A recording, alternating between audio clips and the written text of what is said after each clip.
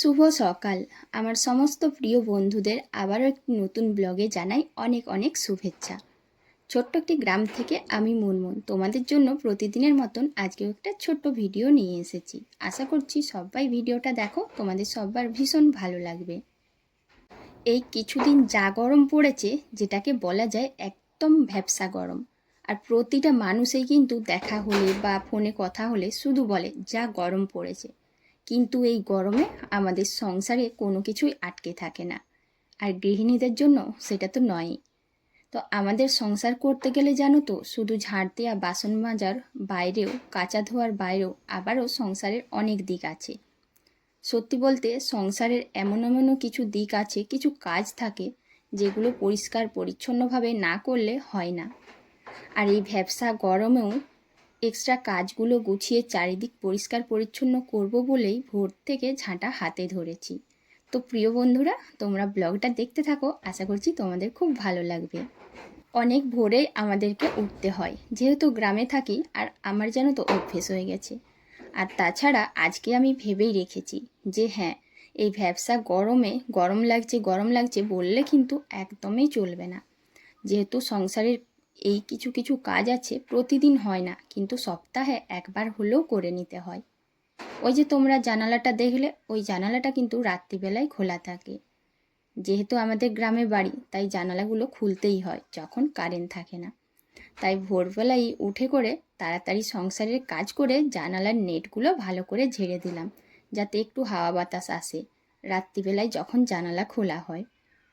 আবার এই যে চেয়ারগুলো আছে, তো দেখো বন্ধু, এখন না এরকম চেয়ারে বেরিয়েছে। চেয়ারগুলো সবই ভালো, ভীষণ শক্ত, শুধু একটাই সমস্যা, চেয়ারগুলোর পায়াগুলোতে ওই যে দুটো পায়া আছে পেছনের দিকে, ওইগুলো এত বড় বড় গর্ত যে একদম শেষ পর্যন্ত আমাদের হাত ঢুকবে না। তো কি করব, যতটুকু হাত গেল ততটুকুই ওই গর্তে হাত দিয়ে পরিষ্কার করলাম। এরপর ভাবছি ওই গর্তগুলোকে না কোনো কাপড় দিয়ে বন্ধ করে দেব, তাহলে গরমকালের দিনে কোনো পোকামাকড় কোনো কিছু ঢুকেও থাকবে না, আর পরিষ্কার পরিচ্ছন্নও থাকবে। সেই কারণেই এখন ভালো করে চেয়ারগুলো পরিষ্কার করে নিচ্ছি।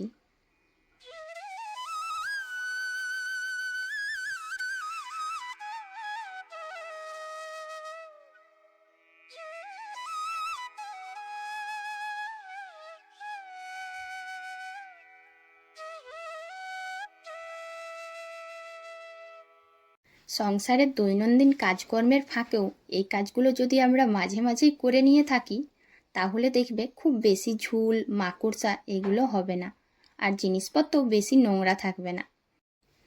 এই ফুল ঝাড়ুটা দিয়ে প্রথমে ঘরের ভিতরগুলো ঝেড়ে নিয়েছিলাম। যেহেতু লাইন নেই, তাই তোমাদের সাথে ভিডিওটা শেয়ার করতে পারিনি। এখনও কিন্তু খুব বেশি বেলা হয়নি, বলতে পারি শহরের বেশিরভাগ মানুষ এখনও ঘুম থেকে ওঠেনি। এই সবে মাত্র বাজছে 6:40। তো দেখো, এই বারান্দাটা ঝাড়তে ঝাড়তে খেয়াল করিনি, কিন্তু ভীষণ গরম লাগছিল, বুঝতে পারলাম যে আমার মাথার চুলটা অনেকটাই নেমে গিয়েছে। আসলে ক্লিপ দেওয়া থাকলেও এই ঝাড়াঝাড়ি কিছু কাজ করতে করতে মাথা এত নড়ে যে চুলটা ঢিলে হয়, আর ঢিলে হয়ে গেলেই তখন কিন্তু একটা গরম লাগে। এমনিতেই যা গরম পড়েছে, এই গরমে জানো তো একটুখানি কাজ করলেই একটা অস্বস্তি লাগে, এত গরম, ঘেমে নিয়ে একাকার। তবুও এই কাজগুলো না করলে মনটা কদিন ধরে উসখুস করছিল যে কখন এই ঝাড়াঝাড়ি পরিষ্কারের কাজটা করব। তো শেষ পর্যন্ত সপ্তাহে একদিন করতেই হবে, এটা মাথায় রেখে আজকে ভোর থেকেই আমি ঝাঁটা হাতে ধরেছি। আর জানো তো, একটাই সুবিধা হয়েছে যে অনেকটাই ভোর থেকে করতে গিয়ে অনেক কাজ গুছিয়ে নিতে পেরেছি, মানে চারিদিকটা প্রায় পরিষ্কার পরিচ্ছন্ন করেই এসেছি। ছেলে এখন স্কুলে গেছে, যেহেতু এখন হচ্ছে সকালবেলায় স্কুল, আর এটা একটা সুবিধে হয়েছে আমার জন্য যে সকালবেলায় তাকে পড়াতে হচ্ছে না, আর সকালে যদি না পড়ায় অনেকটাই সময় পাওয়া যায়। অন্য দিন হলে ওকে পড়াতে গেলে হয়তো এই কাজগুলো বেলা করে করতাম, কিন্তু এখন অনেকটা ভোরে উঠেছি, তার সাথে এই কাজগুলো বেলা হওয়ার আগে শেষ করে নিচ্ছি, কারণ ছেলেকে পড়াতে হচ্ছে না, ও স্কুলে গেছে। আর এই কাজগুলো করে তাড়াতাড়ি স্নান করে একটু জলখাবারও করতে পারবো।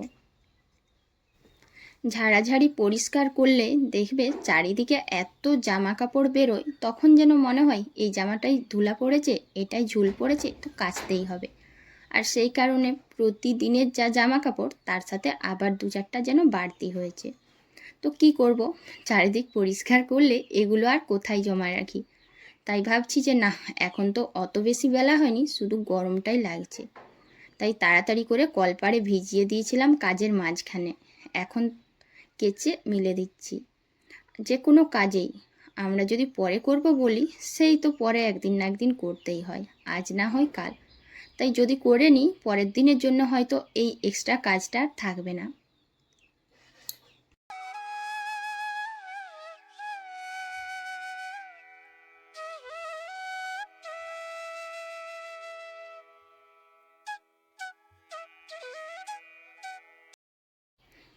টিভি রুমটা ঝাড়াঝাড়ির পর জানো তো, টেবিলটাতে ঝুল ছিল, খেয়াল করিনি, তাই টেবিলটাও ভালো করে পরিষ্কার করে মুছে দিয়েছি।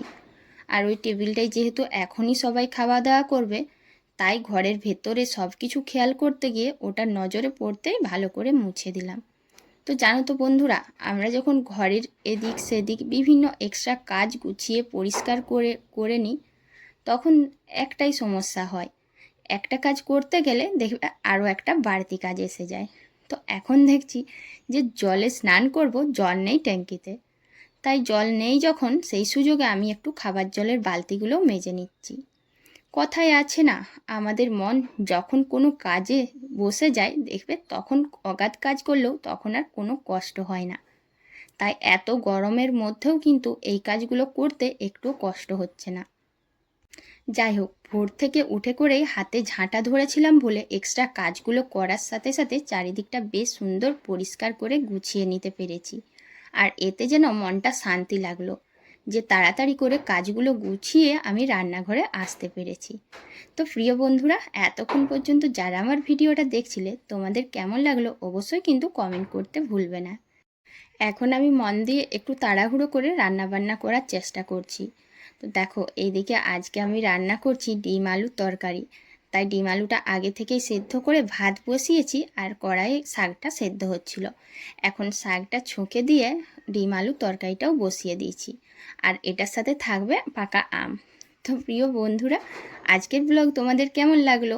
যারা নতুন বন্ধুরা আর পুরনো বন্ধুরা আছো, সবাইকে অনেক ধন্যবাদ গো এইভাবে এতটা পাশে থাকার জন্য। তো শেষ পর্যন্ত সংসারের সমস্ত এক্সট্রা কাজ গুছিয়ে টাইমের মধ্যে সবাইকে খেতে দিতে পারলাম।